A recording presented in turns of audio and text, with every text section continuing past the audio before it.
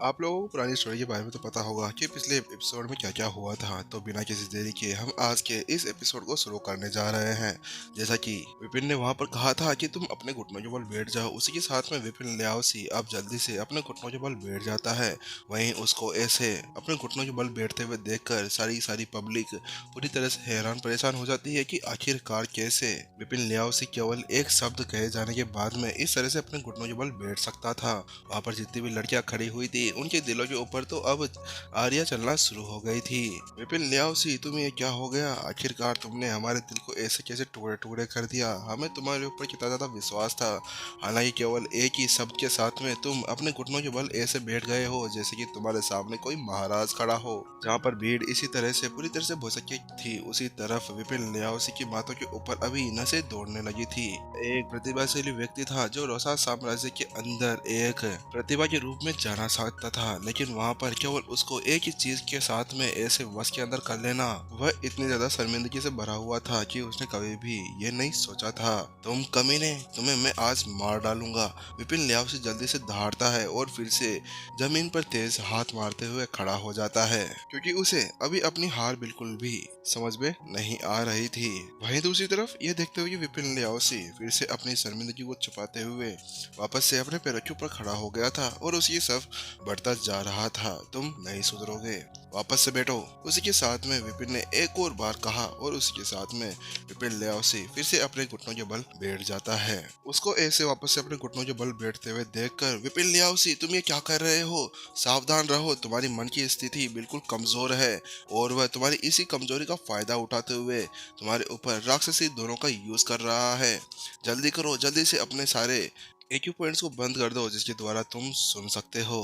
Pavilion master Chandran ने जल्दी से टेलीपैथिक संदेश भेजा, जहाँ पर बाकी सभी लोग ये सोच रहे थे कि आखिरकार विपिन लियाओसी किस तरह से अभी विपिन के चरण चूमने के लिए आगे बढ़ रहा था। वहीं दूसरी तरफ पवेलियन मास्टर चंद्रन समझ चुका था कि आखिरकार वहां पर क्या हो रहा था, क्योंकि उन्हें पता था कि विपिन लियाओसी की सबसे ज्यादा बड़ी कमजोरी उसकी मन की स्थिति थी। उसी वजह से शैतानी धुनों का यूज करते हुए विपिन अभी उसके मन के ऊपर उसी से अटैक करे जा रहा था। वहीं दूसरी तरफ जैसे ही विपिन लियाओसी ने उन शब्दों को सुना, अचानक से वह अपनी उस स्थिति से वापस से ठीक हो जाता है और अपने दांत पीसते हुए उसने अपनी जल्दी से सारी सुनने की शक्ति को बंद कर दिया था।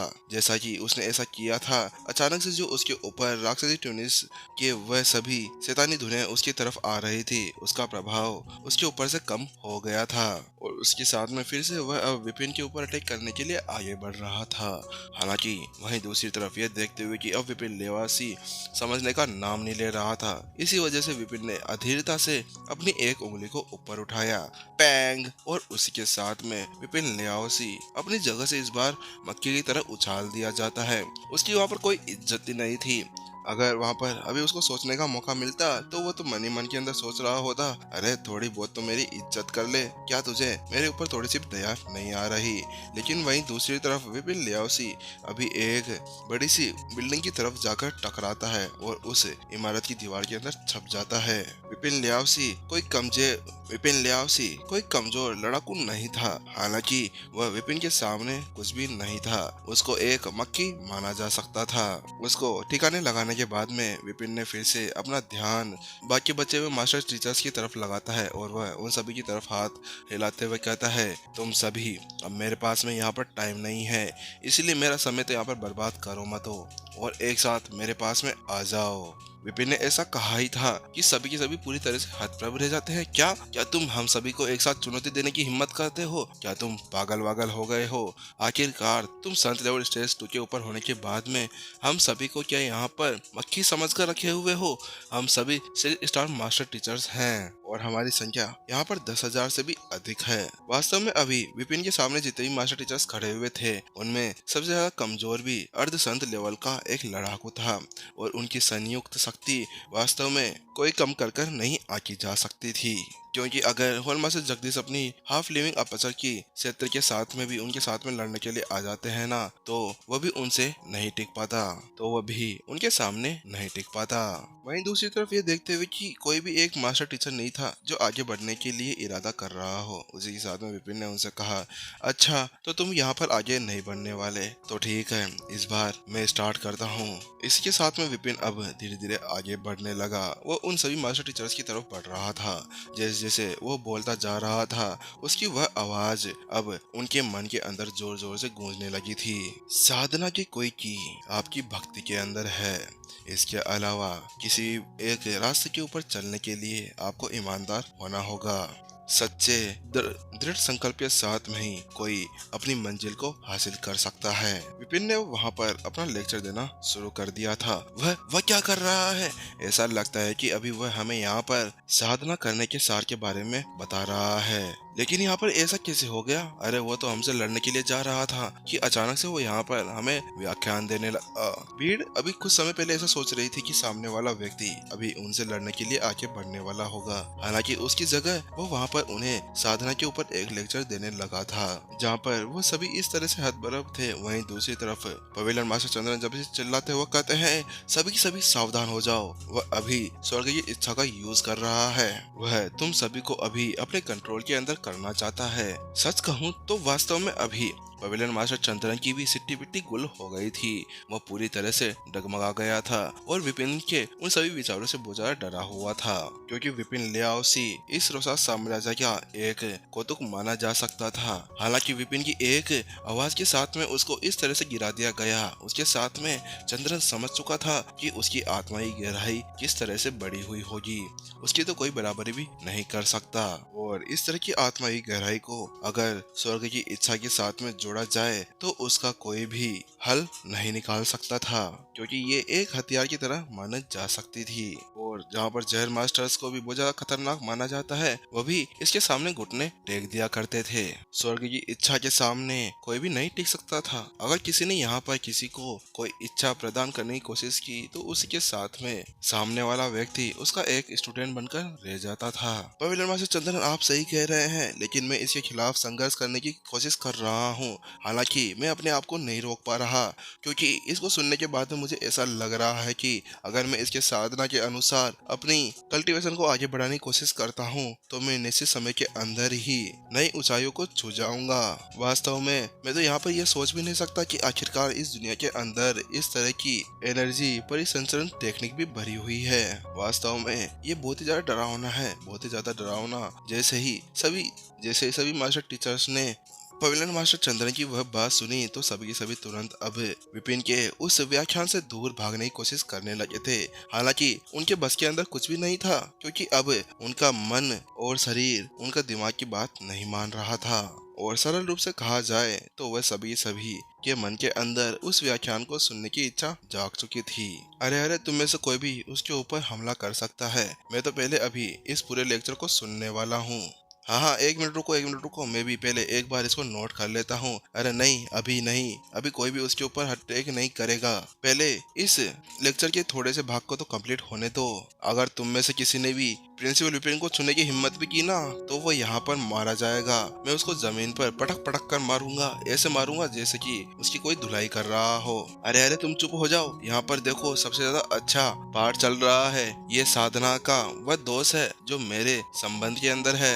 अगर मैं इसको अच्छे से सीख पाता हूँ और अपनी साधना को यहाँ पर हल कर लेता हूँ तो उसके बाद में एक 7 स्टार मास्टर टीचर बन सकता हूँ। इस तरह के शब्द अब उस भीड़ के अंदर गूंजने लगे थे। सभी अब अपनी पलकों को झपकाने की नाम भी नहीं ले रहे थे। सभी के कान अभी इस तरह से खड़े हो गए थे जैसे कि वह एक वर्ड को भी मिस नहीं करना चाहते हो। वहाँ पर जितना भी तनावपूर्ण माहौल बना हुआ था वह अचानक से पूरी तरह शांत हो गया था और सभी के सभी इत्मीनान से अकादमिक आदान प्रदान के अंदर बदल गया था।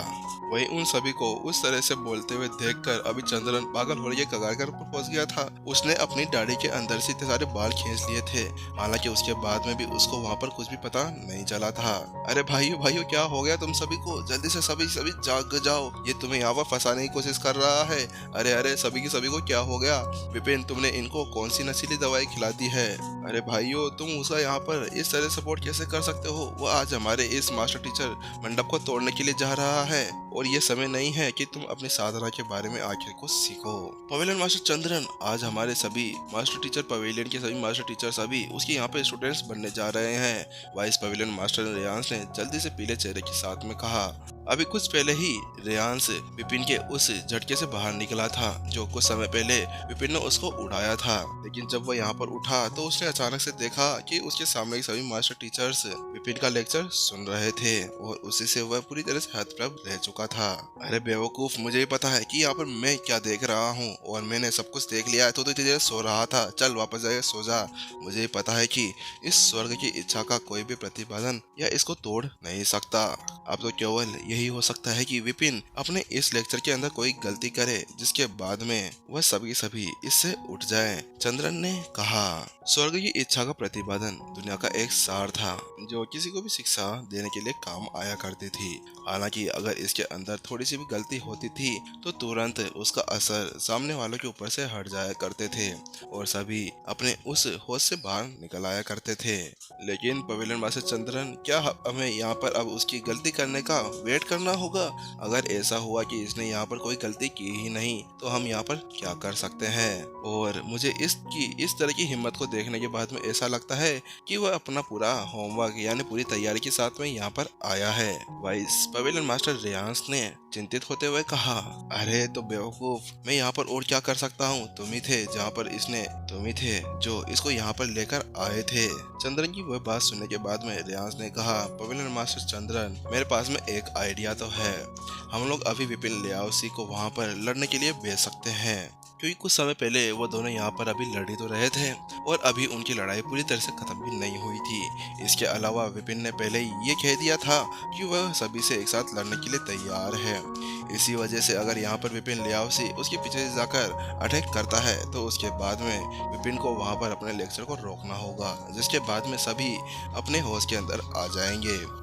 रेयांश की बात सुनने के बाद में चंद्रन ने भी अपना सिर हिला दिया, क्योंकि वास्तव में वह सही कह रहा था, क्योंकि वहाँ पर भी वो फाइट खत्म हुई नहीं थी और इसके अलावा विपिन ने पहले ही सभी को चैलेंज भी कर दिया था। और इसके अलावा अभी वो दोनों यहाँ पर अटैक इसलिए नहीं कर सकते थे क्योंकि अगर उन्होंने यहाँ पर अटैक करने के बारे में सोचा तो उनके प्रतिष्ठा के ऊपर कोई आंच आ सकती है, क्योंकि ऐसा लगेगा जैसे कि उन्होंने किसी का फायदा उठाते हुए उसके ऊपर अटैक किया हो।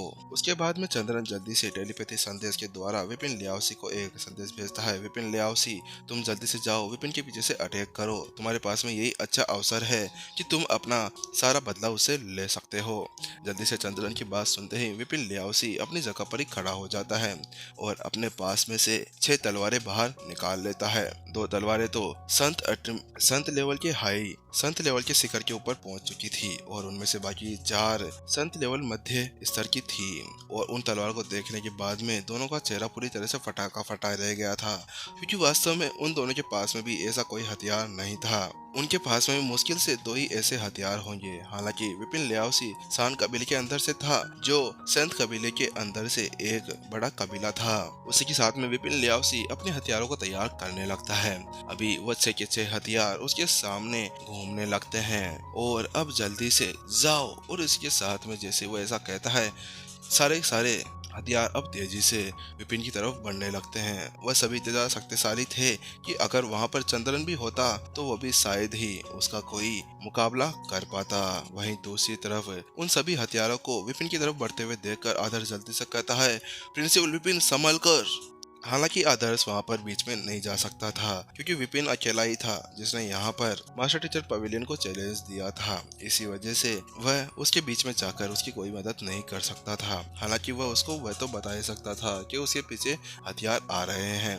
हालांकि वहीं दूसरी तरफ विपिन ऐसे दिखा रहा था जैसे कि उसको पता ही ना हो कि उसके सामने इतने सारे हथियार बढ़ रहे हों। उसके साथ में वह कहना शुरू करता है, हथियार एक ऐसी चीज होती है जो किसी लड़ाकू की शक्ति को और भी ज्यादा बढ़ा दी करती है। हालांकि हथियारों के अंदर जो कमजोरी होती है वह उसको बनाए जाने से अलग उसकी आत्मा के अंदर भी हो सकती है। अगर उसके अंदर डाली गई आत्मा पूरी तरह से कमजोर होती है तो उसके साथ में उसका हथियार के ऊपर भी बहुत ज्यादा प्रभाव पड़ता है। जैसे विपिन वह वर्ड्स कहता है, उसी के साथ में जो उसकी तरफ वो हथियार बढ़ रहे थे वह अचानक से उस आवाज को सुनकर उसी जगह पर रुक जाते हैं। वहीं उन हथियारों को उस तरफ पर रुकते हुए देखकर विपिन लियाओसी के होर उठ जाते हैं और वह चिल्लाते हुए कहता है, ए तुम सब पागल वागल हो गए हो क्या? तुमसे मैंने कहा जाकर उसको मार डालो, तुम अभी बीच में लटक कर क्या करना चाहते हो? वही उन हथियारों को अपनी जगह पर रुकते हुए देखकर चंद्रन के होश भी उठ जाते हैं। नहीं, ये नहीं हो सकता। क्या उसने मास्टर टीचर के रद्दी को समझ लिया है? क्योंकि स्वर्ग की इच्छा का यूज केवल किसी लड़ाकू के ऊपर ही किया जा सकता था। हालांकि अगर कोई मास्टर टीचर के उस हृदय को भी समझ लिया करता था तो उसके बाद में वह किसी भी बीस्ट या किसी भी हथियार को अपने कंट्रोल के अंदर कर सकता था। उसी के साथ में चंद्रन के होश पूरी तरह से उड़े हुए थे। वहीं दूसरी तरफ विपिन लियाओसी अभी तक भी उन हथियारों के ऊपर चिल्लाए जा रहा था। हालांकि उनमें से एक हथियार पीछे की तरफ पलटता है और अपने अंदर से तलवार क्यू का यूज करते हुए विपिन लियाओसी की तरफ फेंक देता है।